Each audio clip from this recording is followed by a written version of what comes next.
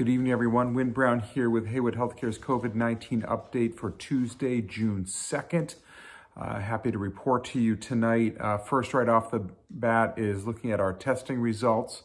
We have tested 5,321 patients, 4,670 negative results, 483 positive, and 69 indeterminate. I'm sorry, I'm getting a little distracted. I got Finny down here who is coming over to say hi. So sorry about that. Our cumulative positive rate is 9.2% versus the state rate of 16.8%. And our 10-day positive rolling average is 3.59%, and the state is at 8.03%. And just in Worcester County, we're up to 11,352 cases, and Franklin just up to 335. At Haywood, we have 3 patients who have tested positive for COVID-19, 1 in our ICU, 2 on Watkins 1, and we have 6 patients under investigation. As you know, we are awaiting their test results. I wanted to update everybody a little bit on some of the flow through Haywood Hospital. As we continue to ramp up our services, we can also only have one main entrance available for visitors, which is the north entrance, our main entrance in the Watkins building. We are underway to plan to figure out how to staff and operate the south entrance as well. But for now, that is only open for staff to come and go. But today we also started for surgical patients post-procedure. They can be discharged by staff in a wheelchair out that door to be picked up by a family member or support person. And the reason we were allowing that is that we get a little clogged up at the main entrance, and those patients are actually being escorted out the door post-procedure, which ensures that no one from the public drafts in or patients draft in behind them when those doors open, because they are secure doors at this point in time. But just like we recently changed our procedure for allowing staff to enter and exit through various exits because they're self-attesting, we will get the south entrance opened up as well as we ramp up. So just a little patience on everybody's part as we ease into that. It's a challenging time to find folks who want to work those entrances at really 24 hours a day, especially at the main entrance of the hospitals. And so a shout out to anybody who is a college student who might be home on vacation and looking for a summer job. Please take a look at our website. There are opportunities for environmental services, for door screeners, and a number of other entry-level positions that we can use your support on. So please take a look at that. You can apply right online, and we'll get right back to you if that's of interest. Just also a reminder for HealthStream, there is an attestation form that everyone has to do within the next week or so, which means that when you come in any entrance and you swipe in, that you're attesting that you don't have a fever, that you're feeling well that day, that you don't have a cough, those kinds of things. This is no longer the time where we think we're strong and mighty and still come to work when we're sick. Doesn't happen like that anymore. And so please make sure you sign that self-attestation form. Also, a reminder that we have started our community testing on site at Haywood at the Annex Building parking lot.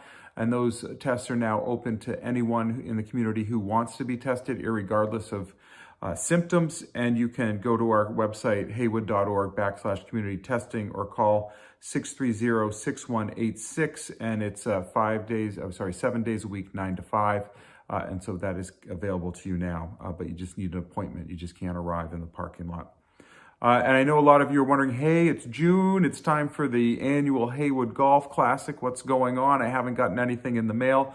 Well, obviously, we've been doing a lot of work because you can't host big events at this point in time, and we want to make sure we keep everybody safe. So the golf committee has been working on it and creating an alternative golfing format that really will be virtual and allow foursomes to play over time, and then we'll celebrate at the end. So please, there'll be information coming out to all of you shortly on that in the mail and email. Also, just a thank to the Gardner Ale House and friends folks who supported the gift fund we have there. They delivered meals to the Athol ED last night. There's a photo of that. And LS Sterriton Company and Athol High School donated 500 pieces of PPE to Haywood and 1,000 to Athol today. And there's a photo for that. So again, thank you for keeping our PPE supply strong and steady. There's also a video tonight that the youth from Lunenburg put together. It's a thank you video, and it's an uplifting video. And it's just nice to see young people in our community supporting the work that we're doing. And finally, you know, this is in the midst of all the things we're doing in this pandemic. There is a crisis in our country going on right now. And I think, you know, I can't really remain silent, nor can any of us remain silent. And I've been thinking a lot about the recent protests in our area and around the country in response to the death of George Floyd. I just was watching the news, and it's just, I think it's something that's really capturing our attention and our hearts and the soul of our country. And as a leader, I think for those of us who stand by quietly, we become complicit to the unexcusable actions that are taking place in our country.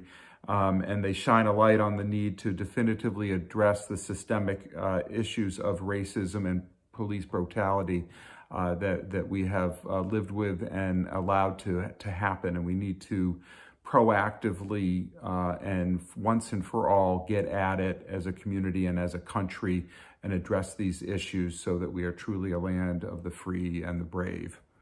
And it's also happening at a moment in time when we are dealing with an incredible pandemic that almost no one alive today has ever seen before. And this is a time when we need to come together as a country to heal and to figure out how to beat this pandemic while we're simultaneously trying to heal the heart and soul of our country and making sure that everybody is equal under the eyes of the law and under how we treat each other on a daily basis. And we need to figure out how to do that once and for all. And so we're doing this all simultaneously. And we can only do it if we come together as a country and we open our hearts and we open our minds and we really think about how we can do this with respect and integrity and the grit that it's going to take to make these things happen. And so I leave you with that thought tonight as we work together to be not only one of the best community-owned health systems in America, but really to be one of the best regions in the country, because in the North Quabbin and the North Central region, we work really hard and we get by oftentimes with very little, but we figure it out. And I think we can be an example for our country of how to figure those things out as well. So I leave you with that tonight, and I thank you for all you're doing and look forward to talking with you tomorrow. Take care.